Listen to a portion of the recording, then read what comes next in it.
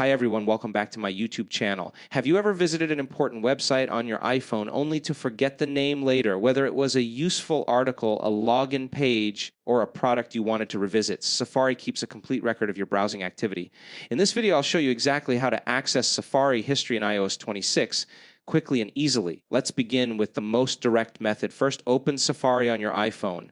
Once Safari is open, look at the bottom of the screen and tap the book icon. This opens the bookmarks menu. From here, tap the clock icon, which represents history. Instantly, you'll see a list of websites you visited neatly organized by date, today, yesterday, and earlier days. Simply scroll through the list and tap any website to open it again.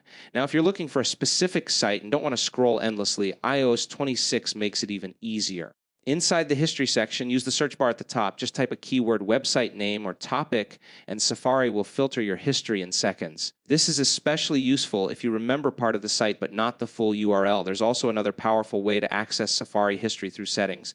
Open the Settings app, scroll down, tap Safari, then select History. Here you can view your browsing history and also manage it more deeply, including clearing specific data if needed. One important thing to remember is that if you use private browsing, those websites will not appear in your history at all. Private tabs are designed to leave no trace once closed.